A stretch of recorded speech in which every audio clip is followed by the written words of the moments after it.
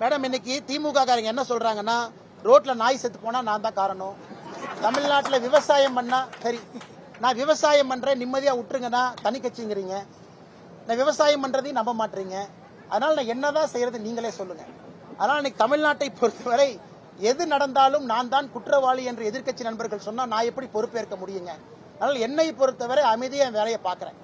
யாராவது டிடிவி என்ன வெளியேறினதுக்கு நான் தான் காரணம் என்று நினைத்தால் அந்த நண்பர்களுக்கு டிடிவி அவர்கள் எப்படிப்பட்ட அரசியல்வாதி என்று தெரியல, அண்ணாமலையும் எப்படிப்பட்ட மனிதன் என்பது அவங்களுக்கு புரியல.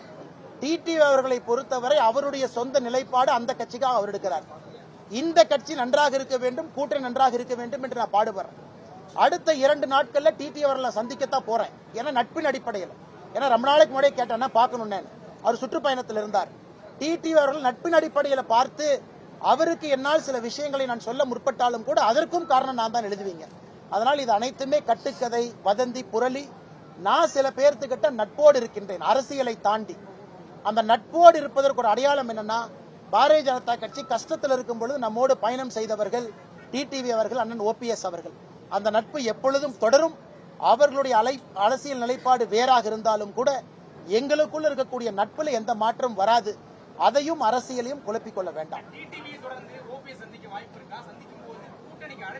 அண்ணா ஓபிஎஸ் அண்ணன் எப்பவுமே பாப்பங்கன்னா, ஓபிஎஸ் அண்ணன் எப்பவும் அடிக்கடி பாக்குறதா, கண்டிப்பா ஓபிஎஸ் அண்ணையும் பார்ப்பேன். அரசியல் வேறு, கூட்டணி வேறு, நட்பு வேறு. பார்க்கும் பொழுது என்னுடைய கருத்தை நான் சொல்ல போறேன், அவங்க கருத்தை அவங்க சொல்ல போறாங்க. இது ஒரு ஆரோக்கியமான அரசியலை தான் பாக்குறேன். இன்னைக்கு கூட்டணியில் இல்ல, நான் கையெடுத்து கும்பிட மாட்டேன், வணக்கம்னு சொல்ல மாட்டேன், நான் பார்க்க மாட்டேன்னா எப்படிப்பட்ட அரசியல்வாதி நாங்க? காற்று மாறும், காலம் மாறும், என்ன வேணாலும் நடக்கலாம். அதனால என்னை பொறுத்தவரை அந்த நட்பு முக்கியம் என்று நினைக்கக்கூடிய மனிதன் நான்.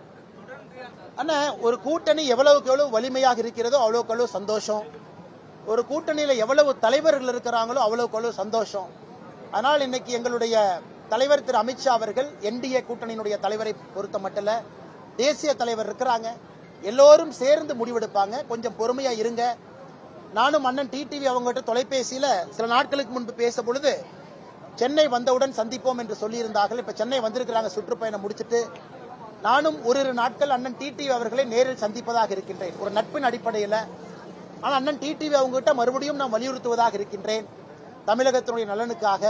அதனால் அண்ணன் நேரில் பார்த்துட்டு நான் உங்கள்கிட்ட பேசும்பொழுது மறுபடியும் நான் பேசுறேன்.